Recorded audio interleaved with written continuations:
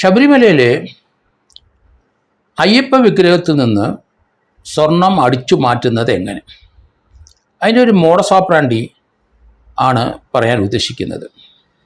കാലാകാലങ്ങളായിട്ട് അയ്യപ്പ വിഗ്രഹത്തിൽ നിന്നും സ്വർണം അടിച്ചു മാറ്റും, അതോടൊപ്പം തന്നെ പുതിയതായിട്ട് പൂശും.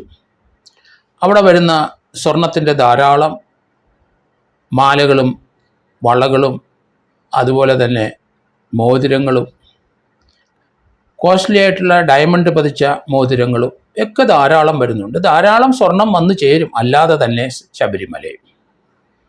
ഇതൊക്കെ പങ്കുവെക്കുന്നതിന് തന്നെയാണ് ദേവസ്വം ബോർഡ് പ്രസിഡന്റ് സ്ഥാനത്തും പലരും വന്നു കയറുന്നത്. ശബരിമലയിലെ അയ്യപ്പ വിഗ്രഹത്തിൻ്റെ അവിടെ സ്വർണം പൂശിയിട്ടുണ്ടെന്ന് നമുക്കറിയാം. ദ്വാരപാലക ശില്പം 2 ഉണ്ട്. ആ 2 അത് കരിങ്കല്ലിൽ തീർത്തതാണ്. ആ ദ്വാരപാലക ശില്പം പൊതിയുന്നത് ചെമ്പ് കൊണ്ടും സ്വർണം കൊണ്ടുമാണ്. അപ്പം നമ്മൾ ഇതൊന്ന് മനസ്സിലാക്കണം. ശബരിമലയിലെ ദ്വാരപാലക ശില്പങ്ങൾ അതിൽ സ്വർണ്ണമുണ്ട്, അതിൻ്റെ കട്ടിളപ്പടിയിൽ സ്വർണ്ണമുണ്ട്. ദ്വാരപാലക ശില്പം അത് കരിങ്കല്ലാണ്. അത് ചെമ്പ് കൊണ്ട് കവചം തീർക്കും. നമുക്കറിയാം, ചെമ്പ് പാത്രം ഉണ്ടാക്കുന്ന, പ്ലേറ്റ് ഉണ്ടാക്കുന്ന, രൂപങ്ങളുണ്ടാക്കുന്ന മാന്നാറിലൊക്കെ നമുക്ക് പോയിട്ടുണ്ടെങ്കിൽ അവരുടെ ഒലയും അത് ഉണ്ടാക്കുന്നതൊക്കെ നമുക്കറിയാം. അപ്പോൾ അങ്ങനെയുള്ള സ്ഥലത്ത് നിന്ന് ചെമ്പ് കൊണ്ടുള്ള കവചം ദ്വാരപാലക ശില്പത്തിലുണ്ടാക്കും.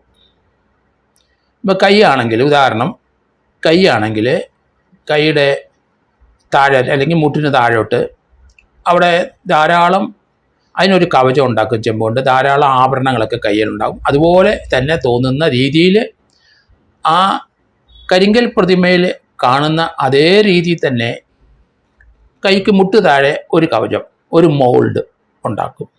കൈയുടെ മുകളിൽ മുട്ടിൻ്റെ അവിടെ നിന്ന് മുകളിൽ മസിൽ വരെ, തോള് വരെ അടുത്തൊരു കവചം ഉണ്ടാക്കും. അങ്ങനെ ശരീരത്തിൻ്റെ എല്ലാ ഭാഗങ്ങളിലും ഓരോ കവചം ഉണ്ടാക്കും. അത് ചെമ്പ് കൊണ്ടാണ്. എങ്ങനെയാണോ വിഗ്രഹത്തിൽ കാണുന്നത് അതേ രീതിയിലുള്ള ഒരു മോൾഡ്, ഒരു കവചം അതേ രീതിയിലുണ്ടാക്കും. അതിൻ്റെ പുറത്ത് സ്വർണം പൂശും. അപ്പം ദ്വാരപാലക ശില്പം 2 ഉണ്ട്. അതിൽ ഈ കവചങ്ങൾ ഉണ്ടാക്കും ചെമ്പ് കൊണ്ട്. കട്ടിലപ്പടിയുണ്ട്, നമുക്കറിയാം. നമ്മുടെ വീടിൻ്റെ വാതിൽ താഴെ ഒരെണ്ണം, ഒരു പടി, മുകളിലൊരെണ്ണം, ഇടതും വലത്തും പടികൾ. ഇത് കട്ടിലപ്പടി. ഈ കട്ടിലപ്പടി അത് ഉണ്ടാക്കുന്നത് നല്ല 1-ാം തരം തേക്ക് തടിയിൽ. അതിന് പുറത്ത് അത് കവർ ചെയ്തുകൊണ്ട് ചെമ്പ് കൊണ്ടുണ്ടാക്കും. ആ ചെമ്പിൻ്റെ പുറത്ത് സ്വർണം പൂശുകയോ സ്വർണം പതിക്കുകയോ ഒക്കെ ചെയ്യാം. ഇതാണ് ശബരിമല ദാരുശില്പങ്ങളിലും അതുപോലെ കട്ടിളപ്പടിയിലും ഒക്കെ സ്വർണം പൂശുന്ന വിധം. അത് ഓരോ മോൾഡാണ്, ഓരോ മോൾഡായിട്ടാണ് ആ ദാരുശില്പത്തിൽ ഇത് ചേർത്ത് വെക്കുക. നമ്മളിപ്പം കണ്ടല്ലോ, ശബരിമലയിൽ പുതിയൊരു കവചങ്ങൾ ധാരാളം വന്ന് അത് പൊതിയുന്നതൊക്കെ നമ്മൾ കണ്ടു. അപ്പോൾ ഇതാണ് മോൾഡ്. അത് ചെമ്പ് പാത്രം ഉണ്ടാക്കുന്നവർക്കൊക്കെ അറിയാം നന്നായിട്ടത്. അപ്പോൾ ഈ മോൾഡിലെ സ്വർണം അങ്ങ് പൂശി 1998 44 കിലോ 800 ഗ്രാം സ്വർണം വിജയമല്യ അത് ശബരിമലയിൽ കൊടുത്തു. വിജയമല്യ നിയോഗിച്ചനുസരിച്ച് ഏകദേശം 60 ജീവനക്കാർ അത് 3-4 മാസം അവിടെ വെച്ച് തന്നെ എടുത്ത് അതിൽ സ്വർണം പൂശി വെച്ചു. 44 കിലോ 800 ഗ്രാം സ്വർണം അങ്ങ് കൊടുത്തു. അത് പൂശി വന്നു കഴിഞ്ഞപ്പം 38 കിലോ സ്വർണവും 300 ഗ്രാം സ്വർണവും ചിലവായി എന്ന അന്നത്തെ ഒരു കണക്ക്. 1998 ദേവസ്വം ബോർഡ് പ്രസിഡന്റ് ആരാണോ ആ മഹാനോട് ഇരിക്കുമ്പം ഇത് ചെയ്തപ്പം അതിനകത്ത് 6 കിലോ ചില്ലുവാനും 6 കിലോ 500 ഗ്രാം മിച്ചം വരികയോ അടിക്കാതെ പോവുകയോ ചെയ്തു. ഇവിടെ തുടങ്ങി മോഷണം. അതുകൊണ്ടാണ് ഞാൻ തുടർച്ചയായിട്ട് പറയുന്നത് 1998 മുതലുള്ള കാര്യങ്ങൾ നോക്കണം. എന്തായാലും ഹൈക്കോടതി അതിലേക്ക് വന്നിട്ടുണ്ട്. ഹൈക്കോടതി അത് തന്നെയാണ് പറഞ്ഞിരിക്കുന്നത്. 1998 മുതൽ ആ സ്വർണം പൂശിയതും സ്വർണം പതിപ്പിച്ചതും അങ്ങനെയുള്ള കാര്യങ്ങൾ നോക്കണം എന്ന്, അതിന് ഒരു പുതിയ FIR എടുക്കണം എന്ന് ഹൈക്കോടതി നിർദ്ദേശിച്ചു. ശബരിമലയെ കാലാകാലങ്ങളിൽ നമുക്കറിയാം അവിടുത്തെ സൂപ്രണ്ട് ഓഫ് പോലീസ് റാങ്കിലുള്ള ഒരു SP ഉണ്ട്. അദ്ദേഹം അവിടുത്തെ സ്വത്തുവകകൾ സംരക്ഷിക്കാൻ വേണ്ടിയിട്ടാണ്, അല്ലാതെ വേറെ അവിടെ പൂജ നടത്താനല്ല. പക്ഷേ അന്ന് മുതലുള്ള SP മാരാരും അവിടെ മോട്ടിച്ച കാര്യം ഇന്ന് വരെ റിപ്പോർട്ട് ചെയ്തിട്ടില്ല. ഇപ്പം തന്നെ ഹൈക്കോടതിയുടെ പിടി വീണു എന്നറിഞ്ഞപ്പോഴാണ് അവിടെ ഇരുന്ന ഒരു SP, സ്പെഷ്യൽ ഇൻ്റലിജൻസിൻ്റെ SP, അദ്ദേഹത്തിന് ഒരു കേസെടുക്കാനൊന്നും അധികാരമില്ല ശബരിമലയിൽ. അതിലൊരു വാദിയായിട്ട് വേണേൽ വരാം. പക്ഷേ അദ്ദേഹം ആ ശബരിമലയിൽ നടന്ന മോഷണം അറിഞ്ഞേയില്ല, അതെങ്ങ് റിപ്പോർട്ട് ചെയ്തില്ല. ഹൈക്കോടതി സ്വമേധയാ വാളെടുത്തപ്പം അദ്ദേഹം ഓടിക്കൂടി കുറേ റിപ്പോർട്ടുകൾ കൊടുത്തു. അതിൽ നിന്ന് കുറേ കാര്യങ്ങൾ ഹൈക്കോടതിക്ക് മനസ്സിലായി. ഇപ്പോൾ ഹൈക്കോടതിക്ക് മൊത്തം കാര്യങ്ങൾ ഏകദേശം മനസ്സിലായിട്ടുണ്ട്. അപ്പോൾ 98 6 കിലോ 500 ഗ്രാം സ്വർണം എവിടെ പോയി എന്നറിയില്ല. ഏകദേശം എത്ര കോടി രൂപയുടെ സ്വർണമാണത്? കാരണം അത്രയേ അടിച്ചുള്ളൂ എന്ന് എല്ലാ ചാനലുകാരും എല്ലാ ശബരിമലയുമായിട്ട് ബന്ധപ്പെട്ട വ്യക്തികളും പറയുന്ന 6 കിലോ 500 ഗ്രാം സ്വർണം വിജയ് മല്യ കൊടുത്ത 44 കിലോ 800 ഗ്രാമിൽ നിന്ന് ഇത്രയും മിച്ചം വന്ന് എവിടെ പോയി ആ മിച്ചം വന്നത്? ശബരിമലയെ സൂക്ഷിച്ചോ? അവിടുത്തെ രജിസ്റ്ററിലുണ്ടോ? അവിടെ മിനിറ്റ്സ് ബുക്കിലുണ്ടോ? ഒന്നും അറിയില്ല. മിനിറ്റ്സ് ബുക്ക് എത്രയും പെട്ടെന്ന് കസ്റ്റഡി എടുക്കണമെന്ന് ഹൈക്കോടതി പറഞ്ഞു കഴിഞ്ഞു. അവിടുത്തെ രജിസ്റ്ററിലുണ്ടോ? അത് നമുക്കറിയില്ല. അതൊക്കെ ഇനി പോലീസ് പരിശോധിച്ചല്ലേ പറ്റുള്ളൂ. SITയുടെ ഇപ്പോഴത്തെ അന്വേഷണം മുന്നോട്ട് പോകുന്നത് 2019 അവിടുത്തെ ആ സമയത്ത് അവിടെ നിന്ന് കടത്തിക്കൊണ്ടുപോയ ദ്വാരപാലക ശില്പങ്ങളും അതുപോലെ തന്നെ കട്ടിളപ്പടിയും അത് തിരിച്ചു വന്നോ ഇല്ലയോ എന്നാണ് കോടതി ഇപ്പോൾ നോക്കുന്നത്. അതിനകത്ത് എത്ര സ്വർണ്ണം അടിച്ചു മാറ്റിയിട്ടുണ്ട് എന്ന് കോടതി പരിശോധിക്കുന്നുണ്ട്. SIT ആ ഒരു കാര്യത്തിന് ഹൈക്കോടതി 6 ആഴ്ച സമയം കൊടുത്തു. അതിൽ തീരാൻ സാധ്യത കുറേ, ഒരു 3-4 ആഴ്ച കൂടെ കൊടുക്കേണ്ടി വരും. അതുമാത്രമാണ് ഹൈക്കോടതി ഒരു ഉത്തരവിലൂടെ SIT രൂപീകരിക്കാൻ കാരണം. പക്ഷേ അതുകൊണ്ടെല്ലാം മോഷണത്തിൻ്റെ അയലത്ത് പോലും എത്തില്ല എന്ന് ഹൈക്കോടതിക്ക് മനസ്സിലായി. അതുകൊണ്ട് അവിടുന്ന് SP മാർ 2-3 പേര് കാലാകാലങ്ങളിൽ അവിടെ ഇരുന്ന SP മാരാരും ഈ മോഷണ വിവരം റിപ്പോർട്ട് ചെയ്യാത്തത് കൊണ്ട് അവർ വാദിയായിട്ട് വരണ്ട എന്ന് ഹൈക്കോടതി ബുദ്ധിപൂർവ്വം തീരുമാനിച്ചിരിക്കുന്നു.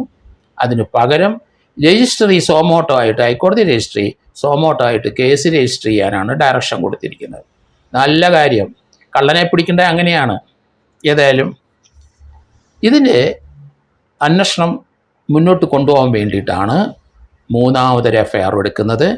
ആദ്യത്തെ 2 FIRകൾ തീർച്ചയായിട്ടും ആ സമയത്തിരുന്ന ദേവസ്വം ബോർഡ് പ്രസിഡൻറ്റും അവരുടെ കൂടെയുള്ള 2 ദേവസ്വം ബോർഡ് മെമ്പേഴ്സും ആ സമയത്തുള്ള ദേവസ്വം ബോർഡിലെ ജീവനക്കാരും റെസ്പോൺസിബിളാണ്. അതിന് അവർക്ക് എതിരായി ക്രിമിനൽ ഗൂഢാലോചന ഉൾപ്പെടെയുള്ള വകുപ്പുകൾ ചേർത്ത് മുന്നോട്ട് പോകും SIT. അതോടൊപ്പം തന്നെ ഉണ്ണികൃഷ്ണൻ പോറ്റി അവിടെ എത്തിയത് 2007 എന്നാണ് പറയുന്നത്. അതിന് മുമ്പ് ഒന്നും അറിയത്തില്ല. 1998 മുതൽ ഈ മോഷണം അവിടെ നടക്കുകയാണ്. കാലാകാലങ്ങളിൽ വരുന്ന, അത് ഇടതുപക്ഷമായാലും ശരി വലതുപക്ഷമായാലും ശരി, പ്രസിഡന്റുമാരും അവരുടെ കൂടെ പോസ്റ്റ് ചെയ്തു വരുന്ന 2 ദേവസ്വം ബോർഡ് മെമ്പർമാരും കൂടെ ചേർന്നുള്ള ഗൂഢാലോചനയാണ് കാലാകാലങ്ങളായിട്ട് മോഷണം നടത്തിക്കൊണ്ടിരിക്കുന്നത്. ഇപ്പം നമുക്കറിയാം 44 കിലോ 800 ഗ്രാമിൽ നിന്ന് അന്ന് തന്നെ 6 കിലോ 500 ഗ്രാം അടിച്ചു മാറ്റിയിരിക്കുന്നു. അത് കണ്ടെത്തിയേ പറ്റുള്ളൂ. 98 ഏത് മഹാനാണ് അവിടെ പ്രസിഡൻ്റായിട്ട് ഇരുന്നത്? സമാധാനം പറഞ്ഞു വെക്കുള്ളൂ. ആ സ്വർണ്ണം എവിടെ പോയി എന്നും കണ്ടുപിടിക്കണം. അതുപോലെ തന്നെ അതിനുശേഷം കാലാകാലങ്ങളിൽ വരുന്ന പ്രസിഡന്റുമാർ, ദേവസ്വം ബോർഡ് മെമ്പർമാരെ, അവരെ ഹൈക്കോടതിയിൽ അവരെ ദേവസ്വം ബോർഡിലെ അംഗങ്ങൾ ആയിരിക്കണം ഇവരെ കൊണ്ട് ഈ സ്വർണത്തിൻ്റെ മോഹങ്ങൾ അവരെ കൊണ്ട് മനസ്സിലോട്ട് ചാർത്തുന്നത്, ഉദ്ദീപിപ്പിക്കുന്നത്. കാരണം സ്വർണ്ണം അവിടെയുണ്ട്, അത് അടർത്തി മാറ്റി എടുക്കണം. അതിനുള്ള തന്ത്രങ്ങൾ ദേവസ്വം ബോർഡിലെ സ്ഥിരം ജീവനക്കാർ പറഞ്ഞു കൊടുക്കുമ്പോൾ അതൊരു ആരും അറിയാത്തൊരു കാര്യമാണല്ലോ. എന്തിനാണ് സ്വാമി അയ്യപ്പന് ഈ സ്വർണം? അത് വേസ്റ്റല്ലേ? അതുകൊണ്ട് അങ്ങനെയുള്ള ചിന്താഗതിക്കാരാണ് ദേവസ്വം ബോർഡ് പ്രസിഡൻ്റായിട്ടൊക്കെ വരുന്നത്. കാരണം അവർക്ക് ഈശ്വര വിശ്വാസം ഇല്ലാത്തവരാണ്, അവർ അയ്യപ്പനെ വിശ്വസിക്കാത്തവരാണ്, പൊളിറ്റിക്കലായിട്ടുള്ള പോസ്റ്റ് ആണ്. അവർക്ക് മോഷ്ടിക്കുന്നതിന് പ്രശ്നമില്ല, അവർ മോഷണം നടത്തിക്കൊണ്ടിരിക്കുന്നു. കാലാകാലങ്ങളിൽ വരുന്ന ആ പ്രസിഡന്റുമാരും മെമ്പർമാരും അവിടുത്തെ സ്ഥിരം ജീവനക്കാർ, ഈ മോഷണ സ്വഭാവമുള്ള ജീവനക്കാർ അവരിലേക്ക് വേണ്ട വിഷം കുത്തിവെക്കുമ്പോൾ സേഫായിട്ട് ആരും അറിയാതെ കുറേ സ്വർണം നമുക്ക് ലഭിക്കും. കാരണം വിജയമല്യ കൊടുത്ത 44 കിലോ ചില്ലുവാൻ അവിടെ കിടപ്പുണ്ട്. അത് കുറേശ്ശെ വെട്ടി മാറ്റും ഓരോ പ്രസിഡന്റുമാരും. അതിനുള്ള എങ്ങനെയാണ് വഴിയെന്ന് അവിടുത്തെ ജീവനക്കാർ പറഞ്ഞു കൊടുക്കും. ഇതാണ് തുടക്കം. അന്നേരം ഇതൊക്കെ മനസ്സിലാക്കി കഴിയുമ്പം അവരുടെ മോഹപ്പക്ഷി, സ്വർണ്ണപ്പക്ഷി ചിറക് വിരിച്ചു പറക്കും. അതോടുകൂടി പ്രസിഡന്റുമാരും മറ്റുള്ളവരും ആ ശബരിമലയിലെ ജീവനക്കാർ, ദേവസ്വം ബോർഡ് ജീവനക്കാർക്ക് വഴങ്ങും. 120B കോഡ് അപ്പോൾ ആയിക്കഴിഞ്ഞു, 120B വന്നു, ഗൂഢാലോചന വന്നു. അത് ആണ് ഞാൻ പറഞ്ഞത്, ഒരു മോഹപ്പക്ഷിയായിട്ട് പറക്കുന്നു എന്ന് എനിക്ക് തോന്നിയത് അങ്ങനെയാണ്. അപ്പോൾ 120B അനുസരിച്ചുള്ള ഗൂഢാലോചന ആയിക്കഴിഞ്ഞു. ഓരോ കാലഘട്ടത്തിലും ഓരോ പ്രസിഡന്റുമാരും ദേവസ്വം ബോർഡ് അംഗങ്ങളും വരുമ്പം അവർ അതാത് കാലത്തുള്ളവരും ആ സമയത്ത് അവിടെയുള്ള ദേവസ്വം ജീവനക്കാരും ചേർന്ന് ഗൂഢാലോചന നടത്തി ഈ പ്രസിഡന്റുമാരെയും ഈ അവരുടെ കൂടെയുള്ള മെമ്പർമാരെയും കുഴി ചാടിച്ച് ആവശ്യത്തിനുള്ള പണം ഇവിടുന്ന് കിട്ടും, ഒരു മനുഷ്യനും അറിയില്ല, അയ്യപ്പൻ പോലും അറിയില്ല എന്ന് പറയുമ്പം അവർക്ക് വിശ്വാസമാവും. അങ്ങനെ ആ ഗൂഢാലോചന അവർ പങ്കുചേർന്ന് ശബരിമലയിൽ നിന്ന് ഓരോന്ന് അവർ ഉണ്ണികൃഷ്ണൻ പോറ്റിയപ്പോഴുള്ള കഥാപാത്രങ്ങൾ ധാരാളം പേരുണ്ട്. അവിടുന്ന് ഓരോ സാധനം അവർ കടത്താൻ നോക്കും. അതെങ്ങനെയാണെന്ന് അവർ പറഞ്ഞു കൊടുക്കും. കാരണം അത് ചെവി അറിയാതെ ദ്വാരപാലക ശില്പം, അതിൽ 44 കിലോ സ്വർണ്ണം ഇരിപ്പുണ്ട്, ഒരു 4-5 കിലോ നമുക്കിങ്ങ് എടുത്തിട്ട് ബാക്കി പൂശി അവിടെ വെക്കാം, അത് വലിയ കുഴപ്പമില്ല, അവിടെ ആരും അറിയില്ല, അതിനുള്ള സംവിധാനം ഇവിടെ ഉണ്ട് എന്ന് പറഞ്ഞ് ഒരു കാലഘട്ടത്തിൽ ആ സമയത്ത് പ്രസിഡന്റും മെമ്പർമാരും ഇവരോട് ചേർന്നിട്ട് ഒരു 4-5 കിലോ അതിൽ നിന്ന് ഊറ്റിയെടുക്കും. അതെങ്ങനെയാണ് ഊറ്റിയെടുക്കുന്നത്? ദ്വാരപാലക ശില്പങ്ങൾ അവിടുന്ന് കൊണ്ടുപോകും.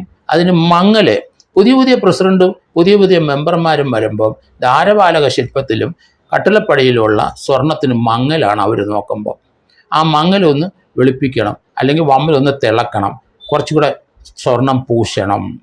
പഴയ സ്വർണം കുറച്ച് മാറ്റിയാൽ അത് മങ്ങിപ്പോയി, അതിങ്ങ് അടത്തിയെടുക്കാം. അത് തൽപര കക്ഷികളും അവിടുത്തെ പ്രസിഡന്റും അവിടുത്തെ ദേവസ്വം ബോർഡ് പ്രസിഡന്റും അവരുടെ 2 അംഗങ്ങളും അതുപോലെ അവിടുത്തെ സ്റ്റാഫ് കൂടെ വീതിച്ചെടുക്കും.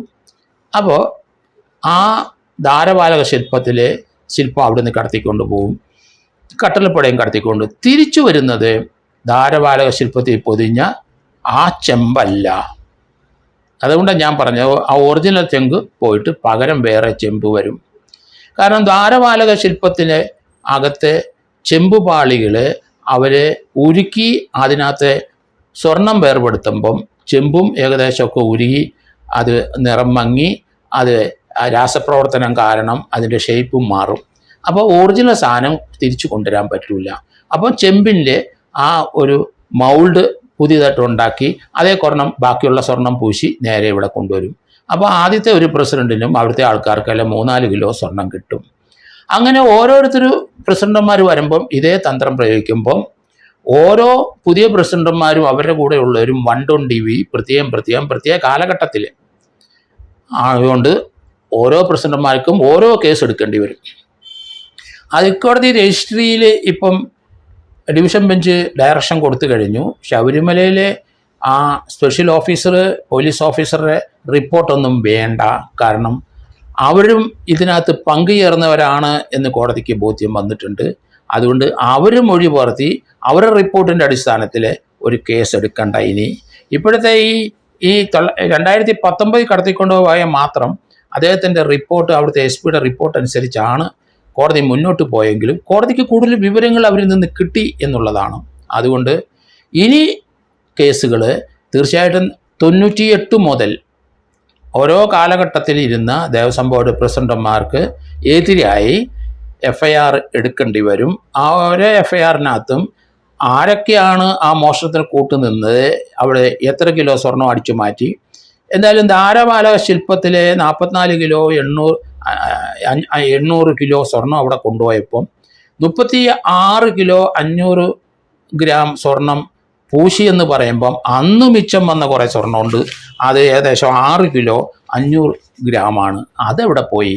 98-ൽ അത് ആരടിച്ചു പോയി? അതിപ്പോൾ അവിടെ ഉണ്ടോ? അതന്ന് മിച്ചം വന്ന സ്വർണ്ണമാണെങ്കിൽ ശബരിമല കാണണ്ടേ, അവിടുത്തെ സ്റ്റോക്ക് രജിസ്ട്രി കാണണ്ടേ, മിനിസ് ബുക്കിൽ അത് രേഖപ്പെടുത്തണ്ടേ? അപ്പോൾ ആ സാധനം അവിടെ വേണം. അതവിടെ ഇല്ലെങ്കിൽ തീർച്ചയായിട്ടും അന്ന് പൂശിയൊരു പ്രതിയാകണം. ജീവിച്ചിരിപ്പുണ്ടെങ്കിൽ തീർച്ചയായിട്ടും അത് 98 27 വർഷം മുമ്പ് അന്ന് പൂശിയവരും അന്ന് അത് അടിച്ചു മാറ്റിയവരും അന്ന് അവർ പ്രതിയായേ പറ്റുള്ളൂ.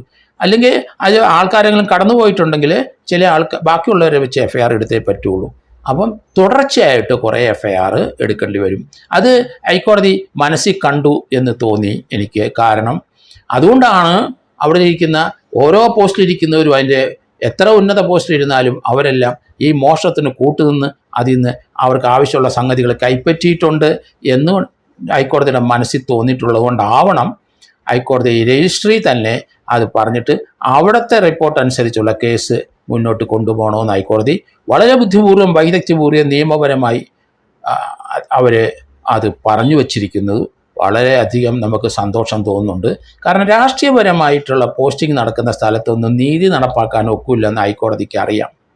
കാരണം ഇവിടെ കേരളത്തിലെ ഈശ്വരവിശ്വാസമുള്ള ഒരാളെ ശബരിമലയിലെ പ്രസിഡൻ്റാക്കും മെമ്പർമാരാക്കിയാൽ നമുക്ക് സന്തോഷം തോന്നും. പക്ഷേ ഇല്ലാത്ത മാർക്സിസ്റ്റുകാരോ അല്ലെങ്കിൽ ഈശ്വരവിശ്വാസം ഇല്ലാത്ത പലരും കോൺഗ്രസ്സുകാരിൽ തന്നെ ഉള്ളവർ തന്നെയാണ് ശബരിമലയിൽ വന്നു ചേരുന്നത്, അവിടുത്തെ ഉന്നത പോസ്റ്റിലേക്ക് വരുന്നത്. ഈ വിജയ് മല്യയുടെ 44 കിലോ സ്വർണം ഇന്ന് അടിച്ചു മാറ്റി വന്നപ്പം അത് അത്യാവശ്യം കൂടി കഷ്ടിച്ച് 1 കിലോയിൽ കൂടുതൽ സ്വർണം ഇപ്പം ആ ദാരുശില്പത്തിലോ അല്ലെങ്കിൽ കട്ടളപ്പടിയിലോ ഇല്ല.